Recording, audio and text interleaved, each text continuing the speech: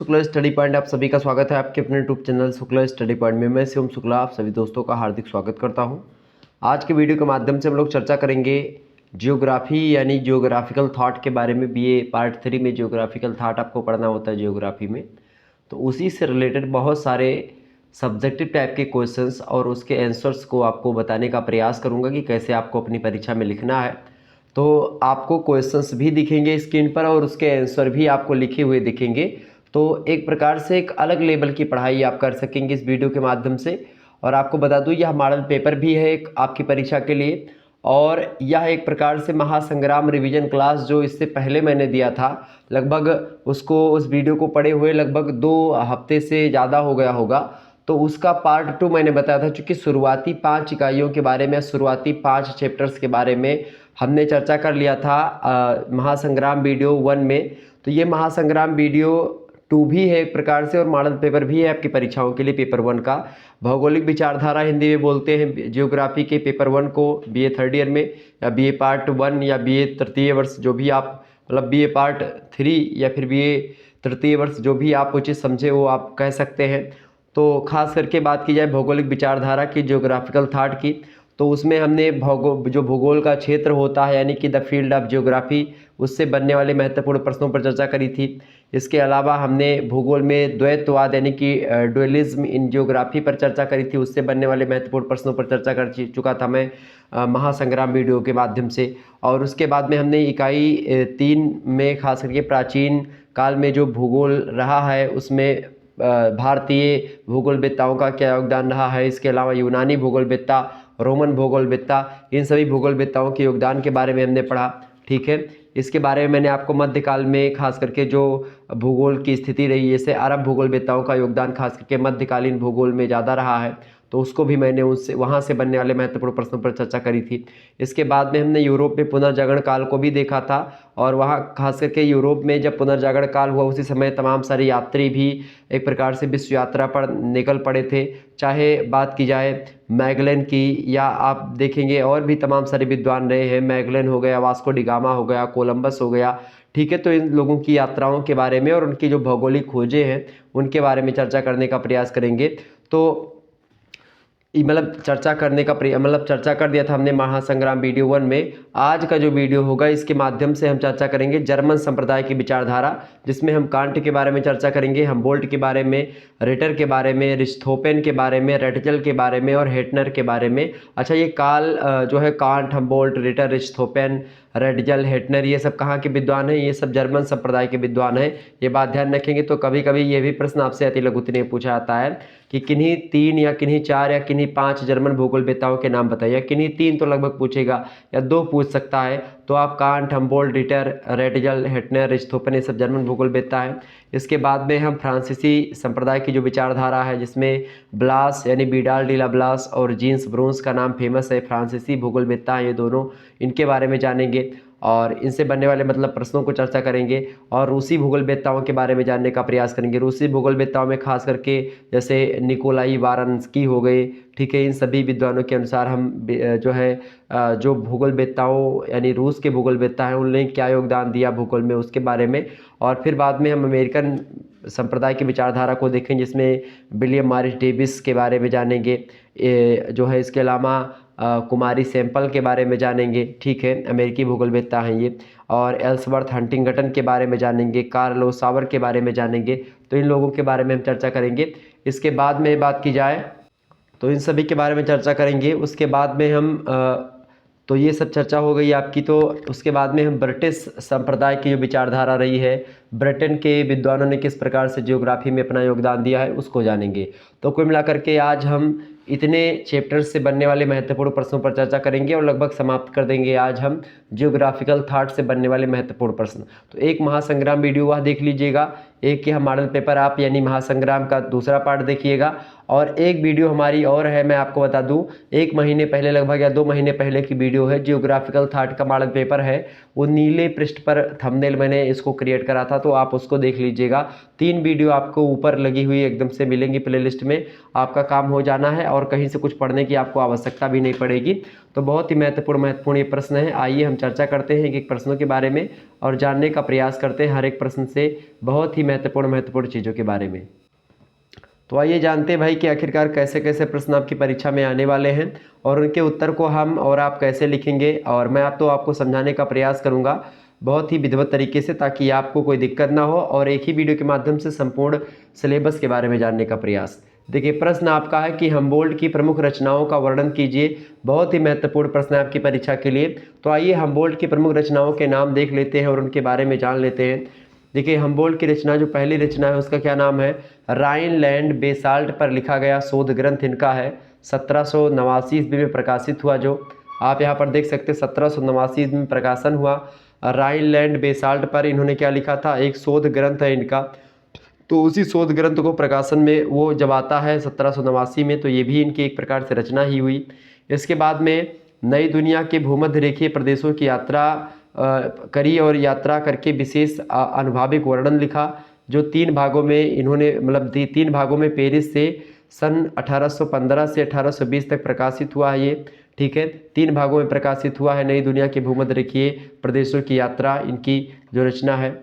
इसके अलावा हमबोल्ट की अगली रचना है नई दुनिया के स्पेनिश उपनिवेशों के विविध पहलुओं पर लिखे गए राजनीतिक लेख, इनके हैं। 1829 में प्रकाशन हुआ जिसका। इसके बाद में खास करके दोनों गोलार्धों की चट्टानों की विशिष्ट स्थिति पर भूवैज्ञानिक खेल, इन्होंने मतलब 1823 ईस्वी में प्रकाशन हुआ इस रचना का। इसके बाद में रूसी सरकार के नियंत्रण पर उसने यूराल और पश्चिमी साइबेरिया के खनिज संसाधनों पर 2 खंडों में फ्रांसीसी भाषा में प्रकाशित ग्रंथ उसका है। खास करके हमबोल्ट का वो कौन सा ग्रंथ है, एशिया सेंट्रल जो रचना है, ये 2 खंडों में प्रकाशित है, फ्रांसीसी भाषा में है। 1829 में इसका प्रकाशन हुआ। ये किसकी रचना है, तो ये हमबोल्ट की रचना है, ठीक है। ये बात आप ध्यान रखेंगे। तो इन चीज़ों पर आपको फोकस करना पड़ेगा और यहाँ से प्रश्न आपकी परीक्षा में हमबोल्ट से एक प्रश्न तो एकदम से आना एकदम से तय है, निश्चित तौर पर मान लीजिए आप, ठीक है। हमबोल्ट बहुत ही एक प्रकार से विद्वान आदमी है। अगला प्रश्न इनका अगली रचना है प्रकृति दिग्दर्शन। प्रकृति दिग्दर्शन जो पुस्तक है, इसका प्रकाशन 1887 में हुआ। ये भी बड़ी धाकड़ पुस्तक है। नेक्स्ट प्रश्न आपका कि जो अगला रचना है, इनकी अगली रचना है वो है पेरिस से प्रकाशित लेख है, दक्षिणी अमेरिका के मूल वंशजों पर लिखा, आदिवासियों पर लिखा और उनकी सामाजिक संस्थाओं, शिल्पों और ख़ास करके उस पर 2 खंडों में उपलब्ध मिलती है रचनाएं पेरिस से जो प्रकाशित है। दक्षिणी अमेरिका के जो मूल वंशज हैं उन पर जो लेख लिखा है 2 खंडों में खास करके उपलब्ध होता है। आगे बात करते हैं हमबोल्ट के बारे में। तो हमबोल्ट की भौगोलिक संकल्पनाओं का परिचय दीजिए। बढ़िया प्रश्न है, आपकी परीक्षा की दृष्टि से देखेंगे, ध्यान दीजिएगा। प्रश्न है कि हमबोल्ट की भौगोलिक संकल्पनाओं का परिचय दीजिए। तो हमबोल्ट ने भूगोल की 7 पक्षीय संकल्पनाओं का अपने वर्णनों और जो उनका लेख है उन लेखों में उपयोग किया है। किसके बारे में, 7 पक्षीय संकल्पनाओं के बारे में भूगोल की, और जिनके आधार पर आज भी भूगोल का निरंतर विकास हो रहा है। और ये संकल्पनाएं जो हैं कुछ इस प्रकार से हैं। तो आइए समझते हैं इनकी जो 7 संकल्पनाएं हैं उसके बारे में, ठीक है, और जानते हैं कि आखिरकार इन्होंने क्या क्या चीज़ें बताई हैं और किस प्रकार से हम इसको और समझ सकते हैं, ठीक है। तो उन्होंने और क्या बताया भाई, तो हमबोल्ट के बारे में यही सारी चीज़ें बड़ी फेमस हैं जिसके बारे में हम चर्चा करने का प्रयास करेंगे, ओके। तो हमबोल्ट की अगर बात की जाए तो कुछ इस प्रकार से इनके खास करके आधार रहे भूगोल के। पहला है भूतल मानव निवास के रूप में। तो हमबोल्ट के अनुसार भूगोल में भूतल का अध्ययन मानव निवास के रूप में किया जाता है, ताकि भूतल का अध्ययन इसलिए करते हैं चूँकि मनुष्य उस पर रहता है, इसीलिए उसका भी अध्ययन किया जाता है। दूसरी बात, भूगोल विश्व के स्थानिक वितरणों का विज्ञान है, यानी स्थानिक वितरणों की संकल्पना को भूगोल की मूल संकल्पना मानते हैं ये हमबोल्ट महोदय, और इसी के आधार पर भूगोल का संपूर्ण विकास हुआ है, ऐसा भी ये मानते हैं।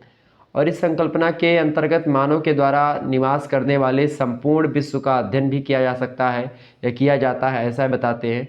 और यह संकल्पना ही भूगोल को अन्य क्रमबद्ध विज्ञान है उनमें से एक स्वतंत्र विषय के रूप में, इंडिपेंडेंट डिसिप्लिन के रूप में प्रतिष्ठापित करती है, जियोग्राफी को, ठीक है, क्योंकि ये भूगोल विश्व के स्थानिक वितरणों का विज्ञान है और उसका अध्ययन करता है। तीसरी बात है सामान्य भूगोल ही भौतिक भूगोल है। हम्बोल्ट ने सामान्य भूगोल के लिए ही भौतिक भूगोल शब्द का प्रयोग किया था और इसमें मानव भूगोल के अध्ययन को भी शामिल किया गया है, ये बात भी ध्यान रखेंगे। तो इस प्रकार से ये कुछ चीज़ें थी जिसके बारे में मैंने आपको बताया। तो ये भौगोलिक संकल्पनाओं के परिचय के संदर्भ में कुछ बातें मैंने आपको बताई, इतना लिख देंगे तो आपका काम हो जाना है। आगे बढ़ते हैं अगले एक प्रश्न की ओर। अगला प्रश्न आपके स्क्रीन पर आ चुका, सभी लोग देखने का प्रयास करेंगे। एक बार सभी लोग वीडियो को लाइक और शेयर कर दीजिएगा फटाफट से। चले आगे बढ़ते हैं। प्रश्न आपका है रिटर की भौगोलिक विचारधारा में प्रमुख तथ्यों को बताइए। रिटर की बात की, रिटर कार्ल रिटर इनका पूरा नाम है। तो रिटर की अगर बात की जाए तो रिटर की विचारधारा के प्रमुख तथ्य निम्नलिखित थे।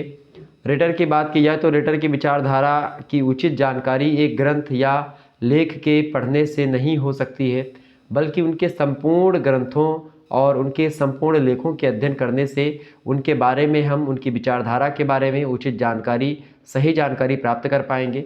क्योंकि कार्ल रिटर की बात की जाए तो उनके चिंतन का विकास लगातार होता रहता था, निरंतर होता रहता था, इसीलिए उनकी किसी एक किताब का अगर अध्ययन करेंगे तो उसी क्षणिक समय का ही आपको उनकी विचारधारा का पता चलेगा, क्योंकि वो एक प्रकार से उनका विकास निरंतर, उनके चिंतन का, उनकी फिलॉसफी का विकास लगातार होता रहा। तो इसीलिए जो भी उनकी पुस्तकें हैं उन सभी पुस्तकों को पढ़ने के बाद में भी हम एक निष्कर्ष पर पहुँचेंगे कि भाई उनकी विचारधारा क्या थी। दूसरी बात यह है कि रिटर का उद्देश्य संपूर्ण थल का स्पष्ट और सजीव चित्रण प्रस्तुत करना था। संपूर्ण थल का मतलब जो पृथ्वी यानी कि जो स्थल मंडल है उसके बारे में, और सजीव चित्रण खास करके करना था किसका, जो स्थल खंड है उसका, जिसमें प्रकृति और मानवीय तथ्यों को संबंधपूर्ण रूप से प्रस्तुत करना था। रिटर का मानना यही था और उनके अनुसार अकेला प्राकृतिक तथ्य अथवा अकेला मानव पक्ष भूगोल का निर्माण नहीं कर सकता है। जब तक भूगोल और मानवीय पक्ष दोनों इकट्ठा नहीं, मतलब कि जब तक प्रकृति और मनुष्य इन दोनों में संबंध स्थापित नहीं होंगे, सही तरीके से तालमेल नहीं होगा, समन्वयात्मक चीज़ें नहीं आएंगी, तब तक भूगोल की संकल्पना दैट इज इम्पॉसिबल, संभव नहीं है। तो इसीलिए यह प्राकृतिक तथ्य और मानवीय पक्ष दोनों को ही बताते हैं कि भूगोल के निर्माण में दोनों का बहुत ही बड़ा योगदान है, परंतु संपूर्णता हेतु विविध शक्तियों का संयोग परम आवश्यक होता है, यह भी इन्होंने बताया। इसके बाद में रिटर का भूगोल मुख्यतया मानव केंद्रित भूगोल था। उनके अनुसार भूगोल का उद्देश्य भूतल का अध्ययन मानव केंद्रित दृष्टिकोण से करना चाहिए। उसकी दृष्टि में भूगोलवेत्ता का सबसे बड़ा कार्य मानव और प्रकृति के मध्य संबंध स्थापित करना होता है तथा उसका इतिहास प्रस्तुत करता है। भूगोल का उद्देश्य केवल भूतल का वर्णन करना और उसके प्रादेशिक प्रदेशों में विभक्त करना ही नहीं होता है, बल्कि भूतल को भूतल की जो घटनाएं हैं उन घटनाओं के मौलिक कारण के रूप में स्वीकार करना होता। तो भूतल को घटनाओं के मौलिक कारण के रूप में स्वीकार करना चाहिए जब भी आप भूगोल का एक प्रकार से अध्ययन कर रहे हो, या भूगोल के अध्ययन करने का उद्देश्य ये होना चाहिए, ठीक है। तो इस प्रकार से रिटर महोदय की विचारधारा थी भूगोल के संदर्भ में, भौगोलिक विचारधारा उनकी ऐसी थी, ठीक है। आगे बढ़ते हैं। अगला क्वेश्चन आपका आ चुका है, प्रश्न बड़ा ही इंपॉर्टेंट है, आपकी परीक्षा में प्रश्न आ सकता है। हम्बोल्ट और रिटर की भौगोलिक विचारधाराओं की तुलना कीजिए। हम्बोल्ट और रिटर की बात किया तो ये समकालीन विद्वान है, एक ही समय के विद्वान हैं और दोनों ही जर्मन संप्रदाय के ही विद्वान हैं, ये बात ध्यान रखेंगे। और दोनों एक दूसरे के पूरक भी माने जाते हैं, क्योंकि कुछ विचार रिटर के हम्बोल्ट से मैच करते हैं, कुछ हम्बोल्ट के रिटर से मैच करते हैं, और दोनों की विचारधाराओं को अगर हम इकट्ठा तोलेंगे तो पूर्ण रूप से भौगोलिक विचारधारा उदय होती है, ठीक है। तो दोनों एक दूसरे के पूरक हैं, एक दूसरे के बिना दोनों अधूरे हैं। इस प्रकार से इनकी विचारधाराएं आपस में तालमेल खाती हैं, और खास करके दोनों के विचारों में आधारभूत समानता भी थी। फिर भी दोनों के प्राकृतिक दर्शन में कुछ अंतर जरूर था, और उसी अंतर को हम समझेंगे इस वीडियो के माध्यम से। तो हम्बोल्ट और रिटर की तुलना इस प्रकार से कर सकते हैं आप अपनी परीक्षा में, आपके एग्जाम्स में प्रश्न अवश्य आने वाला है, और आप किसी भी विश्वविद्यालय से हैं तो आपकी परीक्षा में यही प्रश्न आएगा। तो देखिए, हम्बोल्ट का दृष्टिकोण इधर है और रिटर का दृष्टिकोण इधर है। पहली बात तो ये कि हम्बोल्ट ने क्रमबद्ध भूगोल की रूपरेखा तैयार की थी, एक क्रमबद्ध भूगोल के बारे में, यानी कि हम्बोल्ट का जो वो है वो एक प्रकार से वैज्ञानिक दृष्टिकोण इनका है हम्बोल्ट का। और रिटर की बात की जाए तो रिटर ने खास करके प्रादेशिक भूगोल को विशेष महत्व दिया है। तो उन्होंने प्रादेशिक भूगोल को महत्व दिया है, रीजनल जियोग्राफी को। ठीक है, किसने? क्षेत्रीय भूगोल को रिटर महोदय ने। और हम्बोल्ट ने क्रमबद्ध भूगोल की रूपरेखा तैयार की है। ठीक है। दूसरी बात, हम्बोल्ट ने आदर्शवादी दार्शनिकता को विशेष महत्व नहीं दिया है और उसके विचार हीगल के विचारों से मेल नहीं खाते हैं। हीगल बड़े अच्छे विद्वान थे, तो हीगल के जो विचार थे, आदर्शवादी दार्शनिक थे, उनके विचारों से हम्बोल्ट की विचारधारा बिल्कुल भी मैच नहीं खाती है।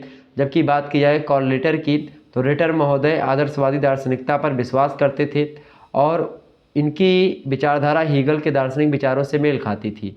तो ये दोनों के विचारों में थोड़ा सा अंतर दिखाई पड़ा।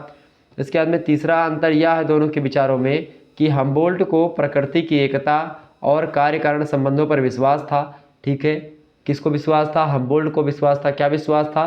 प्रकृति की एकता पर और कार्य कारण संबंधों पर।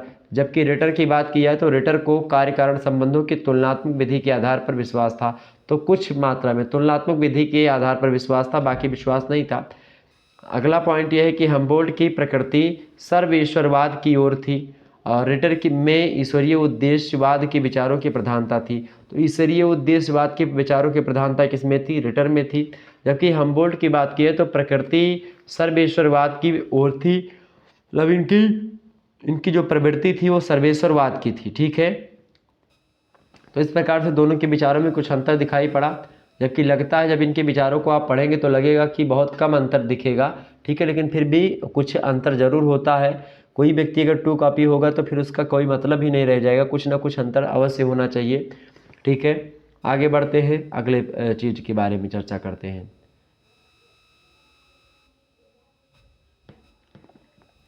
अगला प्रश्न आपका आ चुका है, फ्रेडरिक रेडजल के भौगोलिक योगदान का वर्णन कीजिए।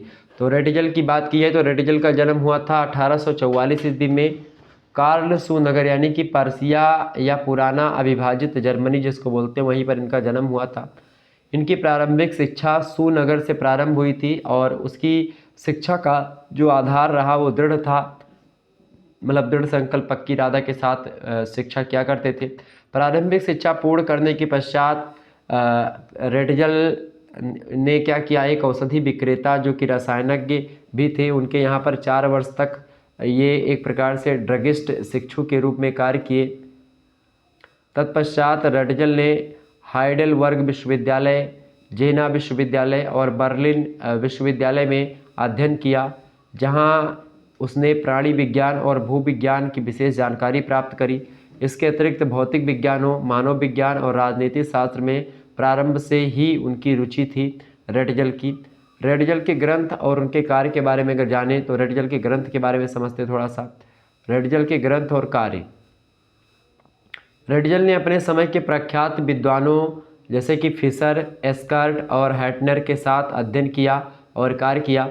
सामान्यतः उनके महत्वपूर्ण भौगोलिक कार्य खास करके 1876 ईस्वी के बाद ही प्रारंभ हो गए थे रेडजल के, और उनका विवरण कुछ इस प्रकार से, आइए थोड़ा सा उसको जानने का प्रयास करते हैं रेडजल महोदय के बारे में।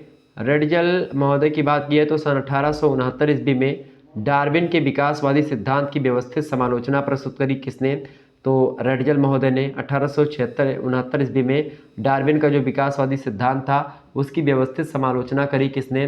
रेडजल महोदय ने। इसके बाद में उसने मध्य यूरोप की यात्रा के दौरान कई लेखों का एक संग्रह, एक प्राणीवेत्ता की यात्राएं तैयार किया, यानी एक रचना है एक प्राणीवेत्ता की यात्राएं, जो कि मध्य यूरोप की यात्रा के दौरान कई लेखों का एक संग्रह करके प्रकाशित करवाया रेडजल ने। इसके बाद में इनका अगला कार्य था कि सन 1870 ईस्वी के युद्ध के पश्चात एक पत्रकार की हैसियत से दक्षिणी यूरोपीय देशों का भ्रमण किया और एक लेखमाला यानी भूमध्य सागरीय तट के प्राणी वैज्ञानिक पत्र प्रस्तुत किया इन्होंने, रेडजल महोदय ने। ठीक है, तो इनके कार्य रहे हैं और बड़े ही सराहनीय कार्य रहे भूगोल के क्षेत्र में इनके। आगे देखते हैं, अगला प्रश्न आपका आ चुका है 7वां नंबर प्रश्न है, भूगोल के विकास में कांट के योगदान को स्पष्ट कीजिए। मोस्ट इंपोर्टेंट प्रश्न है। इमैनुअल कांट के बारे में यहाँ पर बात हो रही है। ठीक है, तो कांट के योगदान की अगर बात की है तो कांट ऐसे प्रथम विद्वान थे जिसने क्या किया, भूगोल का क्षेत्र विवेचनात्मक विज्ञान के रूप में नामित किया, जो हेटनर के समय में भूगोल की महत्वपूर्ण संकल्पना के रूप में विकसित हुआ। कांट के अनुसार भूगोल वह विज्ञान है जिसमें पृथ्वी के उस भाग का अध्ययन किया जाता है जो मानव के निवास के रूप में होता है। अर्थात पृथ्वी के केवल उसी भाग का अध्ययन भूगोल के अंतर्गत होता है जहाँ पर मनुष्य रहता है। ठीक है, ये किसका मानना था? ये कांट का मानना था, ये बात ध्यान रखेंगे। इन्होंने भूगोल की कई शाखाएं भी बताई हैं। रेटजल मतलब किसने भाई, किसने बताई? तो कांट महोदय ने बताई। कांट महोदय ने क्या बताया भाई? देखिए इन्होंने क्या बताया, कई एक प्रकार से योगदान मतलब कई एक प्रकार से शाखाएं बताई हैं भूगोल की। पहली शाखा भौतिक भूगोल। भौतिक भूगोल, इसके अंतर्गत आपको बता दूं कि पृथ्वी के प्राकृतिक परिवेश और उसकी सामान्य रूपरेखा का अध्ययन किया जाता है। ठीक है, इसके अलावा दूसरी शाखा है गणितीय भूगोल। गणितीय भूगोल की बात की जाए तो इसके अंतर्गत पृथ्वी के ग्रहीय संबंधों, उसकी आकृति, आकार और गतियों का अध्ययन सम्मिलित है, ऐसा इन्होंने बताया। इसके बाद में आप देखिएगा राजनीतिक भूगोल। राजनीतिक भूगोल की बात की जाए तो इसके अंतर्गत राजनीतिक इकाइयों का और उनके भौतिक परिवेश से संबंध का अध्ययन किया जाता है। इसके बाद में नैतिक भूगोल, ये सब भूगोल के ही पार्ट हैं। नैतिक भूगोल में क्या होता है? इसमें पृथ्वी तल के जो तमाम सारे भाग हैं, उन भागों में जो रहने वाले लोग हैं, उन लोगों के रीति रिवाज क्या हैं, परंपराएं क्या हैं, चरित्र उनका कैसा है, इन सभी का अध्ययन किया जाता है नैतिक भूगोल के अंतर्गत मोरल जियोग्राफी में। इसके अलावा कॉमर्शियल जियोग्राफी में यानी वाणिज्य भूगोल में, इसमें खास करके किसी देश के वाणिज्य को प्रभावित करने वाली जो भौगोलिक दशाएं होती हैं, उन समस्त दशाओं का अध्ययन किया जाता है। इसके अंतर्गत वस्तुओं का विनिमय कार्य भी सम्मिलित कर दिया जाता है। इसके बाद में अगला जो भूगोल है वो है धार्मिक भूगोल। ठीक है, रिलीजियस जियोग्राफी।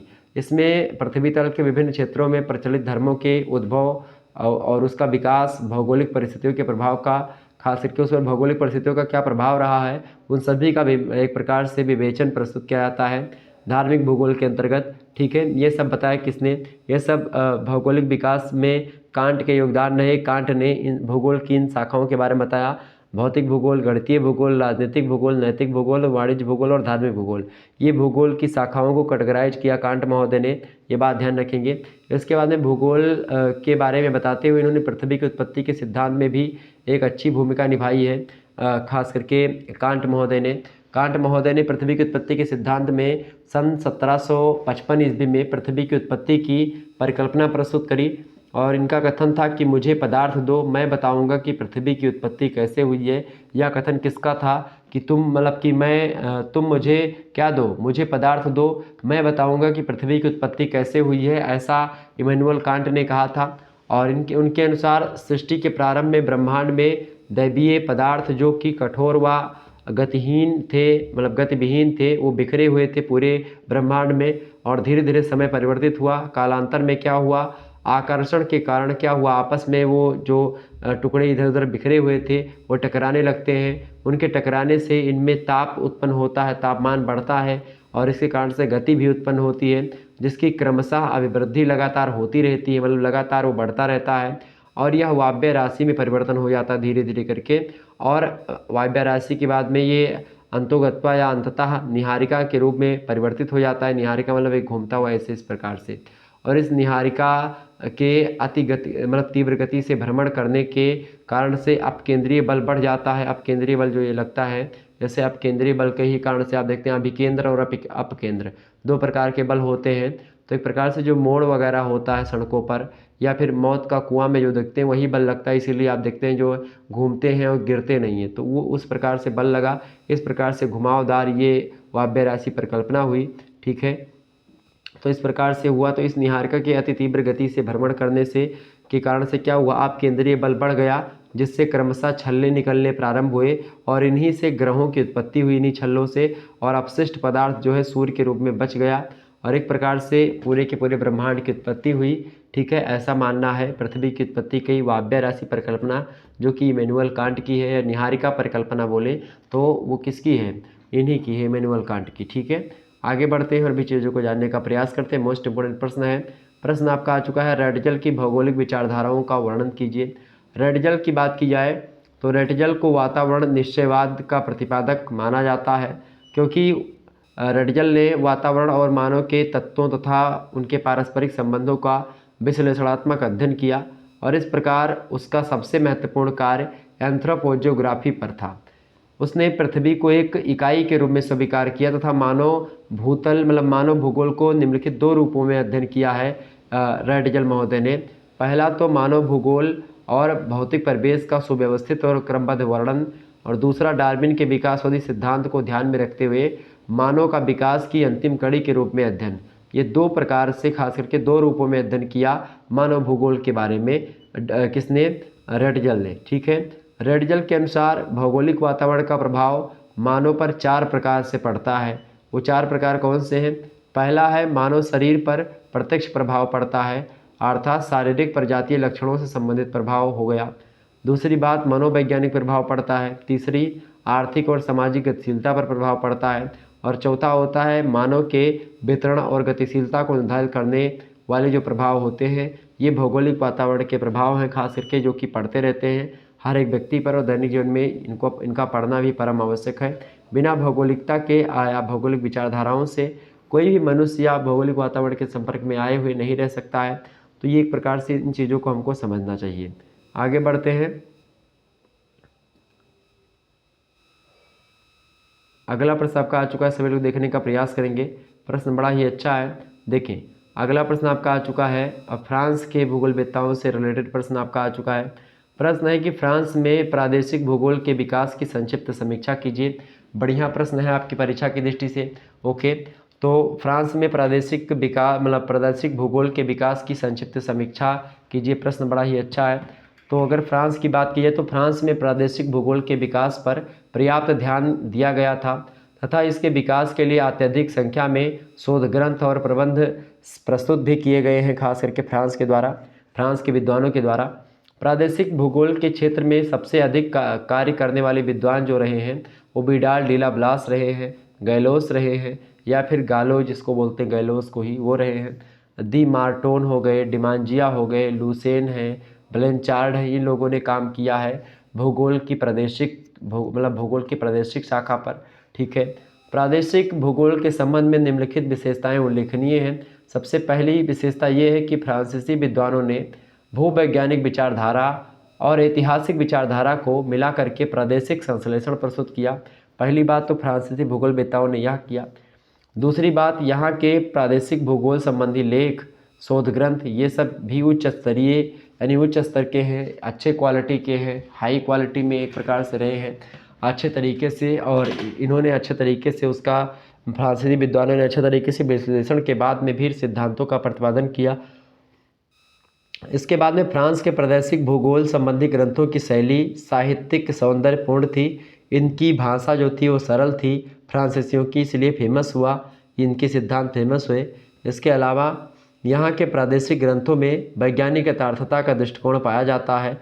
जैसे कि डिमांजिया की बात की जाए तो डिमांजिया द्वारा रचित जो ग्रंथ है ग्रामीण मानव विकास और पेरिस नामक भूगोल ग्रंथों में विज्ञान और कला का समन्वय विद्यमान है।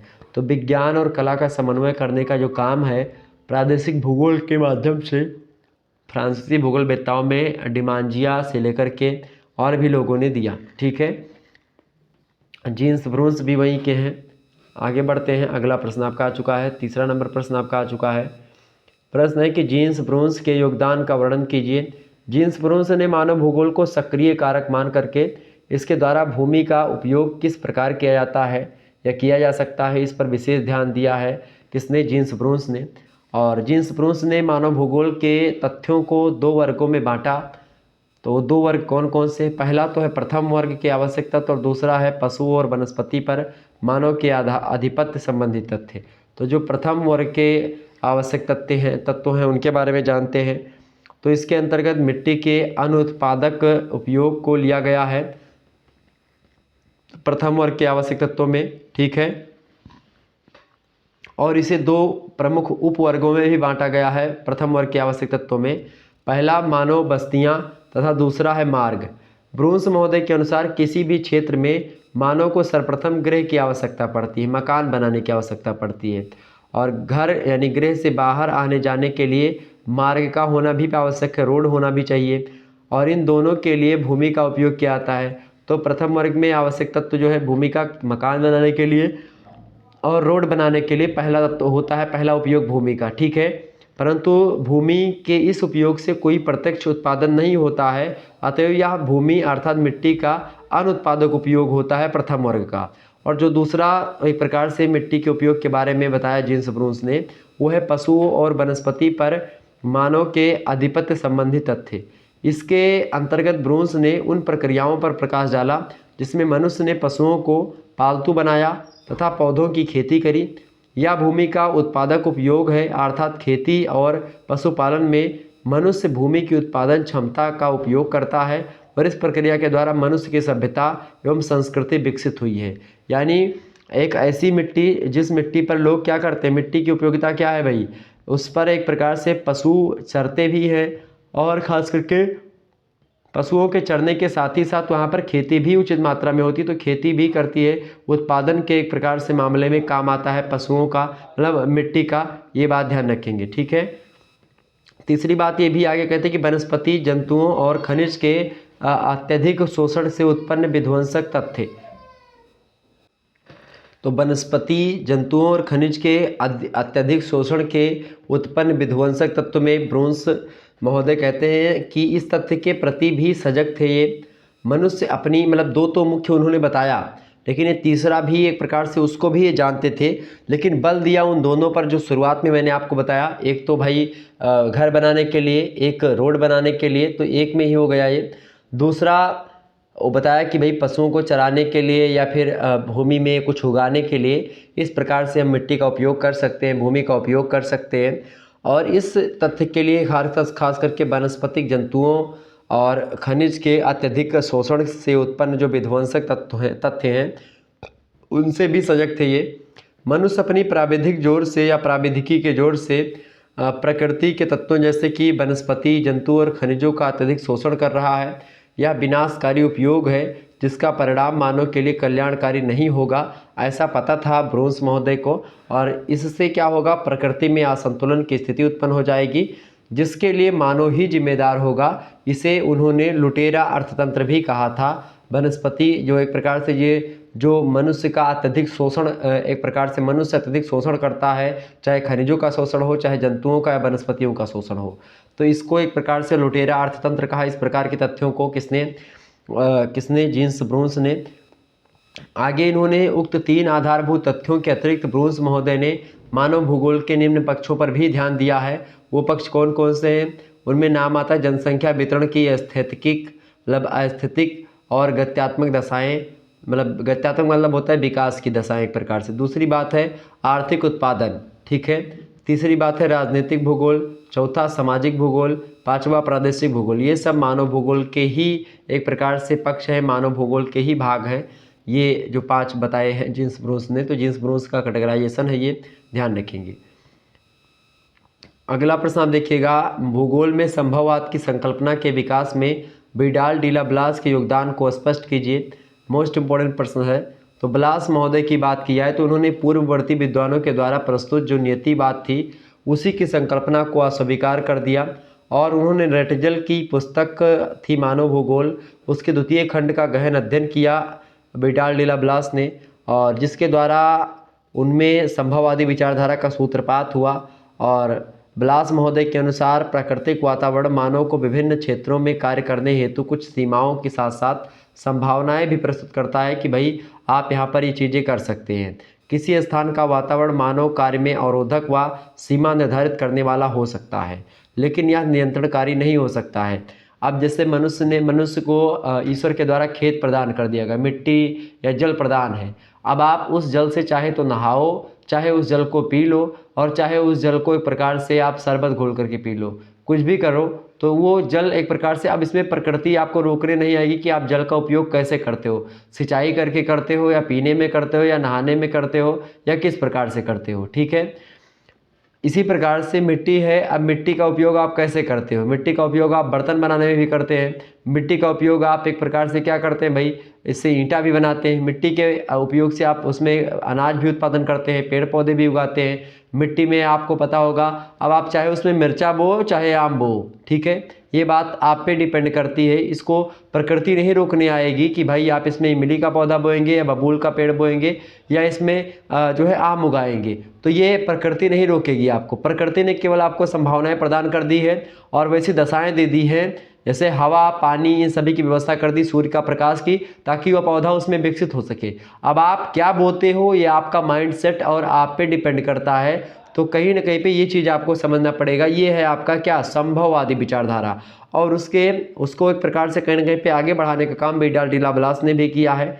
ठीक है, तो वही यहाँ पर है कि भाई वो तो सीमाएं निर्धारित कर सकता है, लेकिन नियंत्रणकारी नहीं हो सकता कि आप इस पर क्या बैठाने वाले हैं। और अगर उस पर आप बैठाने वाले बबूल, तो प्रकृति यह निर्धारित नहीं कर सकती कि आप उस पर आम ही बैठा सकते हैं। ठीक है, वातावरण के द्वारा प्रस्तुत सीमाएं एवं अवरोध मानव क्रिया में सदैव बाधा ही नहीं सहयोग भी प्रदान करते हैं। ये दोनों ध्यान रखेंगे। ठीक है, मनुष्य को प्राकृतिक वातावरण के अन्य तत्वों की भांति नहीं समझा जा सकता है, क्योंकि वह एक क्रियाशील मनुष्य जो है वो बुद्धिमान है, क्रियाशील है, तकनीकी युक्त प्राणी है, जो प्राकृतिक वातावरण में एक सीमा तक परिमार्जन करने की क्षमता रखता है। अपनी आवश्यकता से संबंधित कोई ऐसा कार्य नहीं है जो मनुष्य द्वारा न किया जा सके। आवश्यकता है उसमें लगन की, क्रियाशीलता की, उसकी क्षमता के विकास करने की। पृथ्वी के प्राकृतिक वातावरण के स्वरूप को परिवर्तित, परिमार्जित करने का श्रेय मानव को ही है। ब्लास महोदय का मानना ये है, वो कहते हैं कि प्रकृति मानव अधिवासों की स्थापना में कुछ सीमाओं के साथ साथ संभावनाएं भी प्रस्तुत करती है, लेकिन उन परिस्थितियों के परिमार्जन व समायोजन का ढंग उसकी पारस्परिक जो जीवन पद्धति होती है और कार्य करने का जो ढंग होता है उस पर आधारित होती है। ऐसा मानना है किसका, विडाल डी लाप्लास का। ठीक है, तो ये एक प्रकार से संभववादी विचारकों का एक प्रकार से उन्होंने क्या किया, उन्होंने समर्थन किया एक प्रकार से। ये ध्यान रखेंगे। ब्रूस महोदय का सिद्धांत है क्रम, विकास और सक्रियता का सिद्धांत, भूगोल में बड़ा फेमस है।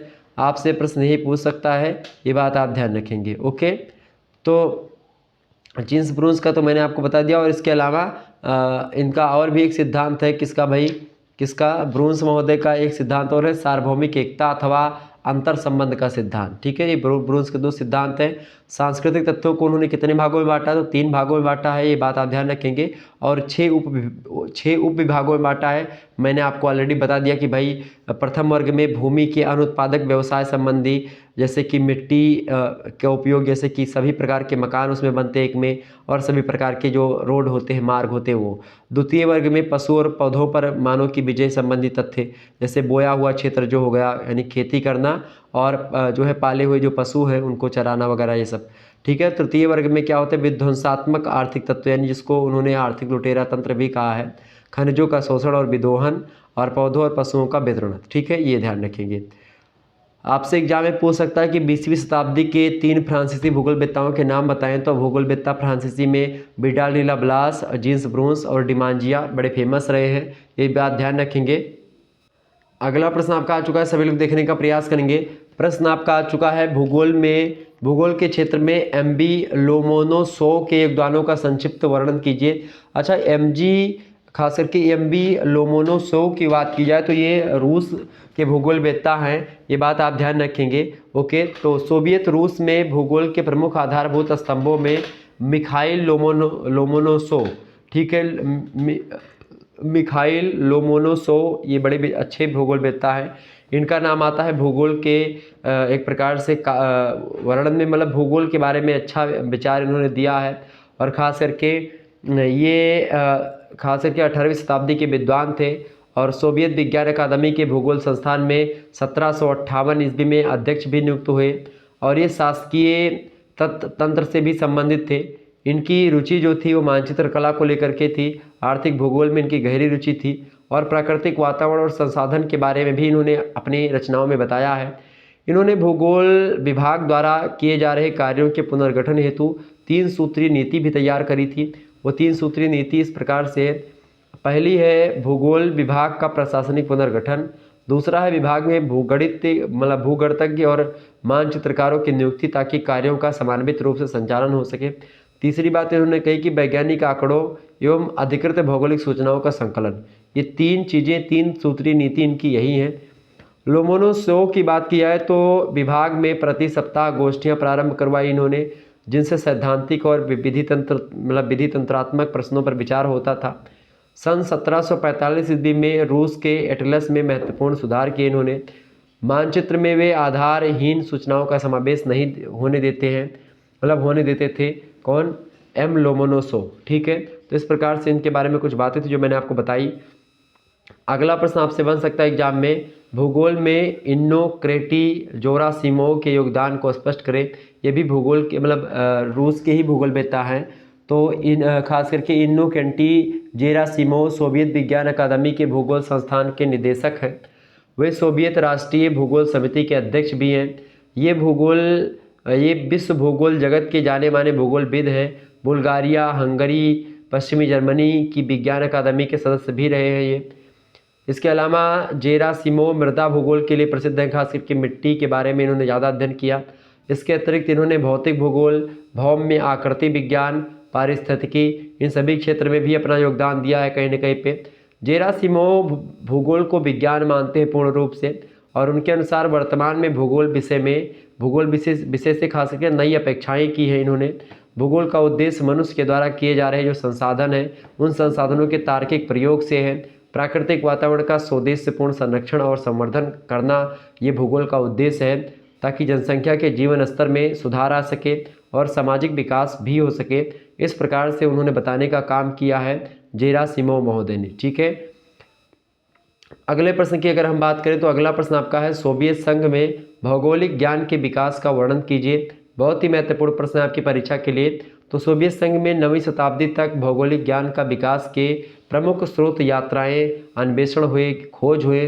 12वीं शताब्दी तक रूस के स्लाव लोगों के संबंध पश्चिमी यूरोप और एशिया के लोगों से स्थापित हो चुके थे। ये संबंध पूर्णतः व्यापारिक और सांस्कृतिक संबंध थे। स्लाव लोगों को काला सागर प्रदेश, कैस्पियन सागर, बाल्टिक सागर, भूमध्य सागर, उत्तरी अफ्रीका, एशिया माइनर, अरब, फारस, भारत के तटवर्ती इलाके और समुद्री मार्गों का अच्छा ज्ञान था रूस के लोगों को। और इसके अतिरिक्त 14वीं और 15वीं शताब्दियों के दौरान कई रूसी यात्रियों ने साइबेरिया के विभिन्न क्षेत्रों और पश्चिमी यूरोप के अन्वेषण, खास करके अन्वेषण के भौगोलिक यात्राओं का एक प्रकार से क्या किया, ज्ञान अर्जन किया। और यात्राओं के दौरान इन्होंने बहुत जानकारी भौगोलिक स्तर पर प्राप्त कर ली थी।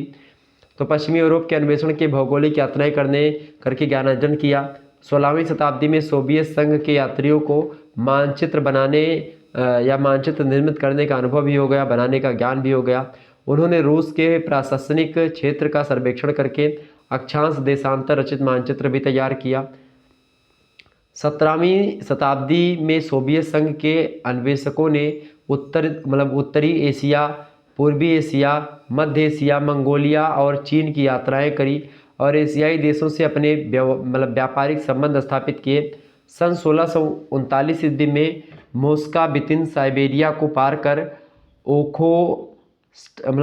ओखोटस्क सागर जो है और प्रशांत महासागर जो है उसके पश्चिमी तट पर पहुंच गया, खास करके मोस्कावितिन। ठीक है, 1648 ईस्वी में देजनेव और पोको ने इन दोनों के द्वारा बेरिंग जलडमरू मध्य पार कर लिया गया था। सर्वप्रथम सन 1667 ईस्वी में नौदनोव ने संपूर्ण साइबेरिया का रेखाचित्र तैयार किया था। तो ये सब विद्वान हैं रूस के। ठीक है, 18वीं शताब्दी में सोवियत रूस के भूगोलवेत्ताओं ने भौगोलिक ग्रंथों और मानचित्र जो मानचित्रावलियाँ होती हैं उनके प्रकाशन आरंभ करवा दिए थे। प्रथम रूसी मानचित्रवली तैयार करने का श्रेय 1701 ईस्वी में रेमजोव को प्राप्त है। ठीक है, ये बात आप ध्यान रखेंगे। आप सभी का स्वागत है शुक्ला स्टडी पॉइंट में। आप यहाँ पर देख सकते हैं शुक्ला स्टडी पॉइंट लगातार आपके साथ हमेशा जुड़ा हुआ है और इसी प्रकार से हमेशा आपके साथ जुड़ा रहेगा। आप सभी लोग वीडियो को शेयर कर दीजिएगा। इससे पहले वाला पार्ट आप जरूर देखेंगे और एक मॉडल पेपर भी पड़ा हुआ उसको भी देख लीजिएगा, और एक मॉडल पेपर मैं और भी जल्दी दे दूंगा अगर आप लोगों की रिक्वायरमेंट होगी तो। अगले प्रश्न की ओर बढ़ते हैं। अगला प्रश्न आपका है, रूस के समाजवादी क्रांति के पूर्व भौगोलिक स्वरूप का वर्णन कीजिए। बढ़िया प्रश्न है आपकी परीक्षा की दृष्टि से, फटाफट से आप बताने का प्रयास करेंगे। प्रश्न है, रूस के समाजवादी क्रांति के पूर्व के भौगोलिक स्वरूप का वर्णन कीजिए। तो रूसी समाजवादी क्रांति के पूर्व भौगोलिक विचारधारा के विकास में लोमोनोसोव और जो है डोकचायेव के नाम विशेष रूप से उल्लेखनीय है। लोमोनोसोव की बात की है तो सोवियत संघ का प्रथम भूआकृति वैज्ञानिक इसी को माना जाता है, जिसने भूगोल के प्रारंभिक विकास में महत्वपूर्ण भूमिका भी निभाई और उसकी गणना विश्व के प्रथम भूआकृतिक वैज्ञानिकों में की जाती है लोमोनोसोव की, और उसे आधुनिक रूसी भूविज्ञान का जन्मदाता भी माना जाता है लोमोनोसोव को। एक कुशल अन्वेषक था यानी खोजकर्ता था, जिसकी शिक्षा भूविज्ञान में हुई थी। उसे रूस की वैज्ञानिक अकादमी के भौगोलिक विकास मतलब भौगोलिक विभाग में प्रधान के पद पर नियुक्त किया गया था। लोमोनोसोव की बात की जाए तो लोमोनोसोव ने आर्कटिक महासागरीय क्षेत्रों की खोज यात्रा में शामिल होकर के एकत्र किए गए विवरणों के आधार पर आर्कटिक अन्वेषण का भौगोलिक वर्णन लिखा था। ये रचना है लोमोनोसोव की आर्कटिक अन्वेषण। उसने पृथ्वी के स्तरों और भौतिक घटनाओं का अच्छा अध्ययन किया था और इसका विचार यह था लोमोनोसोव का कि स्थलाकृतियों का निर्माण पृथ्वी की अंतर्जातिक जो बल हैं और जो बहिर्जनिक बल हैं उन शक्तियों की प्रक्रियाओं से होता है। ठीक है, जो पृथ्वी पर स्थलाकृतियाँ होती है, जैसे स्थलाकृति में पर्वत पठार, ये सब हो गए इनके बारे में। ठीक है, अगला क्वेश्चन आप देखेंगे। अगला प्रश्न आपका आ चुका है, किन्हीं दो रूसी भूगोलवेत्ताओं के नाम बताइए। तो सोवियत संघ में 9वीं से 19वीं शताब्दी तक भूगोल का विकास यात्राओं और अन्वेषणों से हुआ है, यानी खोज से और विकास। जो यात्राएं मतलब भूगोल का विकास खासकर यात्रा लोग करने जाते थे, तो एक प्रकार से वो यात्राओं के दौरान भूगोल के बारे में बताते थे कि भाई यहाँ पर ये सागर है, यहाँ पर पठार है, यहाँ पर पर्वत है। ठीक है, अन्वेषण यानी खोज के माध्यम से। रूस के प्रमुख दो भूगोलवेत्ताओं के नाम निम्नलिखित हैं। पहला तो नाम है लोमोनोसेव का, दूसरा नाम है डोकुचाएव का। इसके अलावा अगर बात की जाए तो अगले विद्वान है मतलब कि अकादामेनिसियन आईपी गेरासिमोव, इनका भी नाम आता है। लेकिन दो विद्वान लोमोनोसोव और डोकुचाएव बड़े फेमस विद्वान हैं रूस के भूगोलवेत्ता। आगे बढ़ते हैं और भी प्रश्नों के बारे में। अगले जो विद्वान हैं इनके बारे में जानने का प्रयास करेंगे। ये विद्वान जो है खास करके हार्टसोन के बारे में प्रश्न है कि रिचर्ड हार्टसोन के भौगोलिक योगदान का मतलब कि योगदान को स्पष्ट कीजिए। तो खास करके इनकी बात की जाए हार्टसोन की, रिचर्ड हार्टसोन की, तो ये कहाँ के हैं भाई? रिचर्ड हार्टसोन जो हैं ये अमेरिका के भूगोलवेत्ता हैं। ये बात आप ध्यान रखें, कहाँ के बाबू? ये अमेरिका के भूगोलवेत्ता हैं। कौन? रिचर्डसोन। ठीक है, ये बात आप ध्यान रखेंगे। तो इनके बारे में चर्चा करी जाए। प्रश्न आपसे कह रहा है हार्टसोन के भौगोलिक योगदान को स्पष्ट करें। तो हार्टसोन का जन्म जो हुआ था, प्रारंभिक शिक्षा, जन्म और प्रारंभिक शिक्षा जो दोनों इनका हुआ था वो खास करके कहाँ पर हुआ था? मिशिगन राज्य में हुई थी। और इसने शिकागो विश्वविद्यालय से उच्च शिक्षा प्राप्त करके डॉक्टरेट की उपाधि हासिल करी थी। और उसे ईसा वोमेन और कार्ल सावर का सहयोग भी प्राप्त था। ईसा वोमेन और कार्ल सावर जो हैं, कार्ल सावर, ये खास करके भूगोलवेत्ता हैं, बड़े फेमस भूगोलवेत्ता हैं। ये बात आप ध्यान रखेंगे। तो इनका सहयोग भी प्राप्त हुआ था। 1925 ईस्वी से ही उसका लगातार संपर्क अमेरिकी भूगोलवेत्ताओं के संघ से बना रहा। सर्वप्रथम 1924 ईस्वी में मिनीसोटा विश्वविद्यालय के भूगोल विभाग में प्रवक्ता के पद पर नियुक्त किया गया, जहां उसने सन 1940 ईस्वी तक सफलतापूर्वक कार्य किया। और इसी दौरान उसने अमेरिकी भूगोलवेत्ता के संघ के माध्यम से कई योजनाएं, कई लेख और शोधपत्र भी पूर्ण किए थे रिचर्ड हार्टसोन ने। ठीक है, अगला रिचर्ड हार्टसोन की बात की है तो इनके भौगोलिक ग्रंथ और विचारधाराएं कुछ इस प्रकार से हैं, इसको भी ध्यान रखेंगे, आपकी परीक्षा में पूछा जा सकता है। तो हार्टसोन ने अपने ग्रंथों में भूगोल और इतिहास के पारस्परिक संबंधों, ऐतिहासिक संकल्पनाओं, भौगोलिक स्वरूप, भूगोल का प्रकरणात्मक वर्गीकरण जैसे द्वैतवाद और इसके अलावा द्वैतवाद की प्रवृत्ति, इन सभी तथ्यों का बुद्धिमत्तापूर्वक और तार्किक ढंग से विवेचन प्रस्तुत किया अपने ग्रंथों में। किसने? रिचर्ड हार्टसोन ने। अगला क्वेश्चन आपका पूछा सकता है आपकी परीक्षा में कि हंटिंगटन के मानव भूगोल संबंधी विचारों का वर्णन कीजिए। बढ़िया प्रश्न है। तो हंटिंगटन की बात की जाए तो मानव भूगोल भौगोलिक वातावरण तथा मानव के क्रियाकलाप एवं गुणों के मध्य संबंधों की प्रकृति और उनके वितरण का अध्ययन है।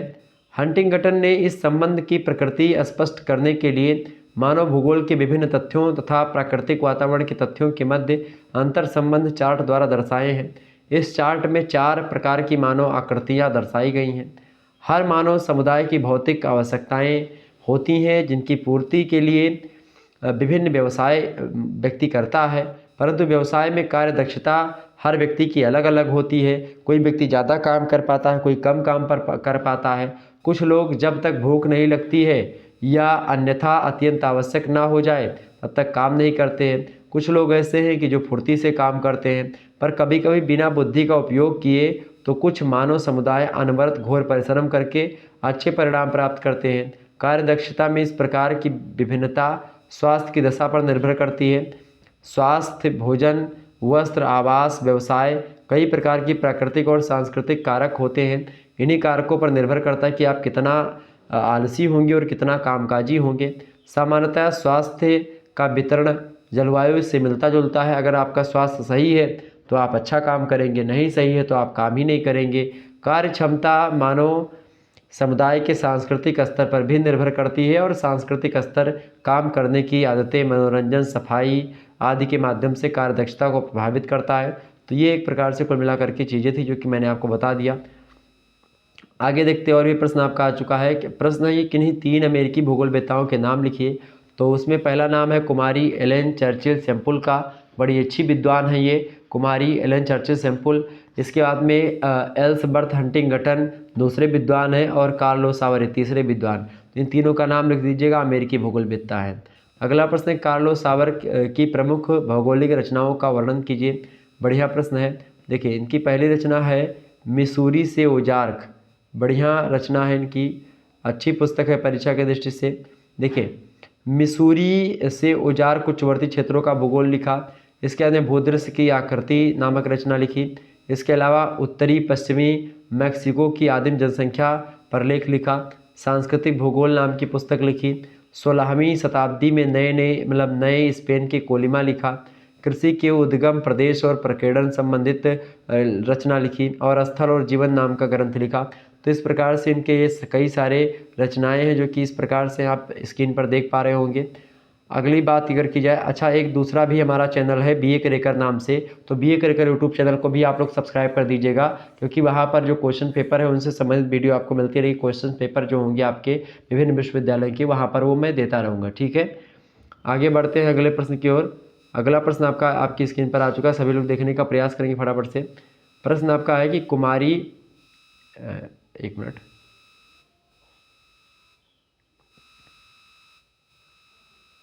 चले। प्रश्न आपका है, कुमारी एलेन चर्चिल सैम्पुल द्वारा रचित प्रमुख ग्रंथों का उल्लेख कीजिए। तो कुमारी एलेन चर्चिल सैम्पुल ने कई भौगोलिक ग्रंथों की रचना करी थी, किंतु उनके द्वारा लिखित खास करके मुख्य रूप से 3 भौगोलिक ग्रंथ जो हैं जो कि जिनको प्रमुखता प्राप्त है, जिनको प्रसिद्धि मिली हुई है। पहला ग्रंथ है अमेरिकी इतिहास, अपनी भौगोलिक दशाओं में लिखा, इन्होंने बड़ी अच्छी रचना आई है। दूसरी रचना इनकी है भौगोलिक वातावरण के प्रभाव और तीसरी रचना इनकी है भूमध्य सागरीय प्रदेश का भूगोल। तो एक प्रकार से कुमारी एलेन चर्चिल सैम्पुल के द्वारा रचित 3 मुख्य रूप से भौगोलिक ग्रंथ हैं जो कि बहुत ही इम्पोर्टेंट है, प्रसिद्धि जिनको ज़्यादा मिली है। ठीक है, आगे बात की जाए, वातावरण निश्चयवाद के संबंध में अपने विचार प्रकट करते हुए कुमारी सैम्पुल ने मनुष्य को वातावरण की उपज बताया है। उन्होंने लिखा कि मनुष्य भूतल की उपज है। ये कथन किसका है? मनुष्य भूतल की उपज है, ऐसा मानती थी एलेन चर्चिल सैम्पुल। वो कहती हैं कि मनुष्य वातावरण की उपज है। ठीक है, यह मनुष्य भूतल की उपज है और यह वातावरण निश्चयवाद की कट्टर समर्थक रही है, निश्चयवाद की प्रबल समर्थक रही हैं कुमारी एलेन चर्चिल सैम्पुल। ठीक है, अगला प्रश्न आप देखिएगा, डेविस की महत्वपूर्ण रचनाओं का उल्लेख कीजिए।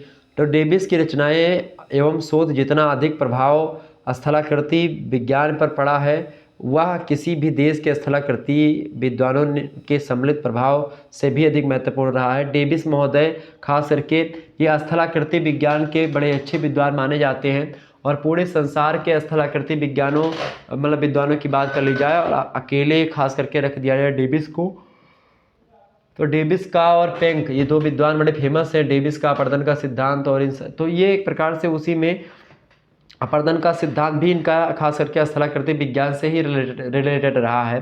ठीक है, तो उनकी रचनाओं में 400 से भी अधिक शोध पत्र लिखे गए, लेख लिखे गए और अन्य ग्रंथ सम्मिलित हैं। लगभग 400 से अधिक रचनाएं इनकी हैं। कुछ महत्वपूर्ण रचनाएं जो है वो आप देख लीजिए। पहली रचना आप देखेंगे प्रारंभिक मौसम विज्ञान, 1894 में लिखा इसको। इसके बाद में भौतिक भूगोल प्रकाशन 1898 में हुआ। इसके अलावा भौगोलिक लेख 1909 में प्रकाशन हुआ। अगली रचना है इनकी डेविस महोदय की स्थल रूपों का व्याख्यात्मक वर्णन 1912 में लिखा। इसके अलावा लघु एंटिलीस दीपमाला 1926 में प्रकाशन हुआ। प्रवाल भित्ति की समस्याएं रचना है 1928 में प्रकाशन हुआ इसका। ठीक है, तो इस प्रकार से डेविस की रचनाएं हैं ये। आगे बढ़ते हैं, अगला प्रश्न आपका आ चुका है, डेविस के अनुसार संप्रदाय मैदान की संकल्पना बताइए। तो संप्रदाय मैदान मतलब संप्राय मैदान में धरातल का उच्चावच प्रायः नगण्य हो जाता है और इस समय लंबवत कटाव का कार्य प्रायः जो है समाप्त हो जाता है। घाटी न्यूनतम ढाल की ओर विकसित होती है, चट्टानों की दृढ़ता न्यूनतम रह जाती है, केवल स्थानीय रूप से कठोर शैल खंड अवशिष्ट पहाड़ियों की भांति कहीं कहीं खड़े रहते हैं।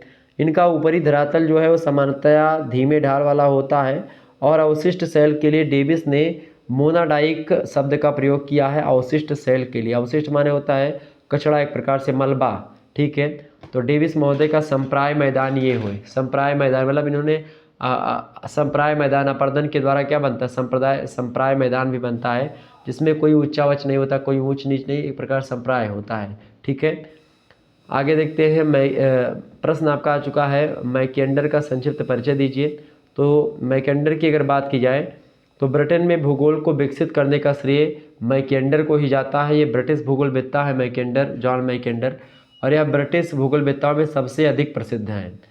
ब्रिटेन के भौगोलिक ज्ञान के विकास में सर्वाधिक योगदान सन 1830 में स्थापित रॉयल जियोग्राफिकल सोसाइटी को जाता है और इस सोसाइटी के सहयोग से सन 1887 ईस्वी में ऑक्सफोर्ड विश्वविद्यालय में भूगोल विभाग खोला गया, जिसमें 26 वर्ष की आयु में ही मैकेंडर को रीडर पद पर नियुक्त किया गया और वह जर्मन और फ्रांसीसी भूगोलवेत्ताओं से विशेष प्रभावित थे।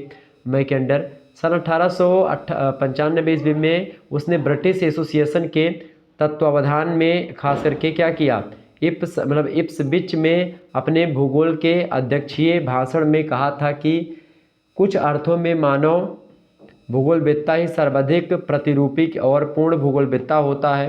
सन 1899 ईस्वी में उसने ब्रिटिश पूर्वी अफ्रीका की साहसिक यात्रा के दौरान कीनिया पर्वत पर विजय अभियान में सफलता प्राप्त की, ठीक है। अगला प्रश्न आप देखते हैं, मैकेंडर ने किस प्रदेश को पुरानी पुरानी दुनिया की संज्ञा दी। पुरानी दुनिया, यहाँ पर निग मात्रा इधर, पुरानी दुनिया की संज्ञा किस महाद्वीप को दी? यूरोप, एशिया और अफ्रीका के संयुक्त भाग को मैकेंडर ने पुरानी दुनिया कहा, ठीक है। अगला प्रश्न आप देखिएगा, प्रश्न आपका आ चुका है, मैकेंडर के विश्वद्वीप और हृदय स्थल से क्या अभिप्राय है? तो मैकेंडर के अनुसार प्राचीन दुनिया के तीनों महाद्वीप खास करके यूरोप, एशिया और अफ्रीका, इनको मिला करके एक विश्वद्वीप बनता है और इस विश्वद्वीप के बाहर के क्षेत्रों को सुदूर बाहरी क्षेत्र कहा गया है। विश्वद्वीप में संपूर्ण विश्व की 25% जनसंख्या निवास करती है और विश्व के बाह्य क्षेत्रों में यहीं से जनसंख्या प्रवासित होती रही है। विश्वद्वीप के मध्यवर्ती आंतरिक स्थल को हृदय स्थल बताया गया है मैकेंडर के द्वारा और यह भाग सबसे कठिनाई से एक प्रकार से पहुँच वाला भाग माना गया है। इसके अंतर्गत मध्य एशिया का अंतः प्रभावी प्रदेश और आर्कटिक प्रदेश सम्मिलित किया गया है। यह भाग मुख्य रूप से अगर बात की जाए तो एशियाई उत्तरी हिम से ढके प्रदेशों से लेकर के और अरबिया के जो मरुस्थलीय प्रदेश है वहाँ तक फैला हुआ है। और आगे अगर बात की जाए तो खास करके मरुस्थलीय प्रदेशों तक फैला हुआ है। सन 1919 ईस्वी में मैकेंडर ने इसमें पूर्वी यूरोप यानी यूरोपीय रूस को भी सम्मिलित कर दिया है पुरानी दुनिया में और इसी प्रकार सहारा के दक्षिण के मध्य अफ्रीकी भाग को भी अफ्रीकी गौड़ हृदय स्थल इन्होंने माना है मैकेंडर महोदय ने। अगला प्रश्न आपका आ चुका है, हर्बर्टसन की प्रमुख कृतियाँ और संकल्पनाओं का उल्लेख कीजिए। बढ़िया प्रश्न है आपकी परीक्षा की दृष्टि से। तो हर्बर्टसन की अगर बात की जाए तो इनकी प्रमुख कृतियाँ इस प्रकार से हैं। हर्बर्टसन ने विश्वविद्यालय स्तर पर भूगोल के अध्यापन में सुविधा हेतु निम्नलिखित पुस्तकें लिखी थी। पहला लिखा मानव तथा उसके कार्य, मानव भूगोल का परिचय 1899 में ये रचना लिखी इन्होंने। इसके अलावा सीनियर जियोग्राफी 1907 में प्रकाशन हुई रचना, इसका बड़ा फेमस रचना है ये, ठीक है। तो ये सब रचनाएं किसने लिखी है? हर्बर्टसन महोदय ने लिखी है। और इन पाठ्य पुस्तकों के अतिरिक्त हर्बर्टसन महोदय ने अपने शिष्य होवार्थ के सह संपादकत्व में 6 खंडों में Oxford survey of British empire 1914 में प्रकाशित की ये रचना कौन सी? Oxford survey of British empire. ये रचना लिखी किसके संपादकत्व में, मतलब कि साथ में थे होवार्थ जो कि शिष्य थे हर्बर्टसन के, ठीक है। तो खास करके 1914 में प्रकाशन करवाया उस पुस्तक को, उसमें Oxford survey of British Empire के बारे में इन्होंने मतलब ये रचना लिखी। संकल्पनाएं इन्होंने बहुत सारी करी हैं। हर्बर्टसन की ख्याति उनके विश्व के प्रादेशिक मतलब प्राकृतिक प्रदेश के सीमांकन से मिली। वे प्रथम भूगोलवेत्ता थे जिन्होंने विश्व स्तर पर प्रादेशिकरण का प्रयास किया। ब्रिटेन में 20वीं शताब्दी में प्रदेश की संकल्पना का प्रसार इसी प्रादेशिकरण के आधार पर हुआ। हर्बर्टसन की प्राकृतिक प्रदेश की संकल्पना उनके भूगोल की संकल्पना को प्रतिबिंबित करती है। हर्बर्टसन के अनुसार अगर बात की जाए तो वो कहते हैं कि भूगोल प्राकृतिक तथा मानवकृत वातावरण के क्रमिक स्तर और पदानुक्रम का अध्ययन करता है। ठीक है, उसका अध्ययन है कौन? भूगोल। भूगोल क्या है? प्राकृतिक और मानवकृत वातावरण, यानी एक तो प्राकृतिक वातावरण है, एक मानव के द्वारा बनाया गया वातावरण है। तो मानवकृत वातावरण और प्राकृतिक वातावरण उसके क्रमिक स्तर, ठीक है, यानी कि एक क्रम से स्तर या पदानुक्रम जिसको बोलते हैं, क्रमिक स्तर को ही पदानुक्रम भी बोलते हैं, तो उसका अध्ययन करता है भूगोल। ठीक है, ये बताया हर्बर्टसन महोदय ने। अगला प्रश्न आप देखेंगे, अगला प्रश्न है व्यवहारिक भूगोल के चिंतन में हर्बर्टसन का योगदान बताइए।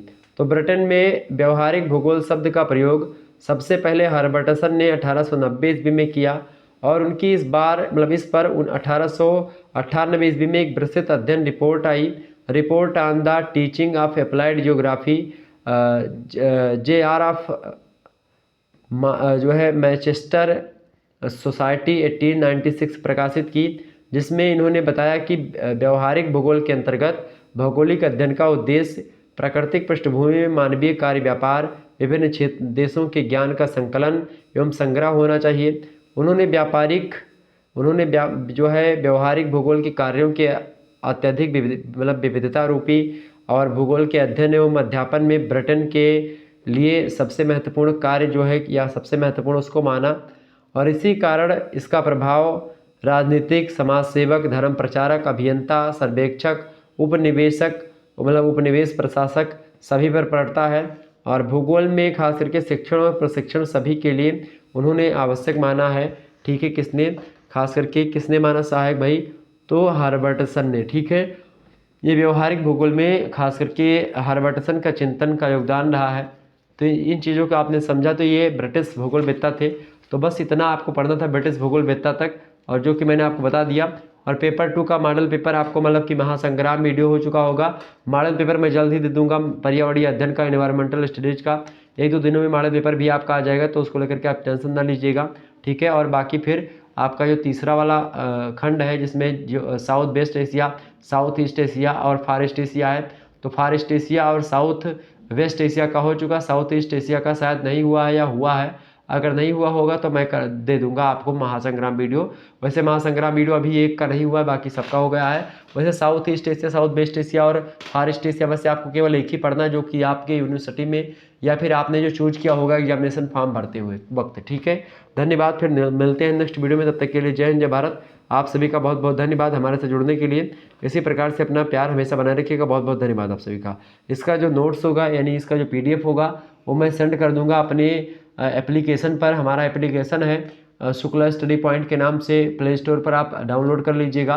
तो वहाँ पर PDF वगैरह आपको हर एक सब्जेक्ट की मिल जाएगी। हर एक सब्जेक्ट की PDF मैंने वहाँ पर BA थर्ड ईयर के सब्जेक्ट की अपलोड कर दी, तो आप लोग देख लीजिएगा। ओके, तो इसका भी PDF 1-2 दिनों में मैं वहाँ पर सेंड कर दूंगा। धन्यवाद, मिलते हैं नेक्स्ट वीडियो में।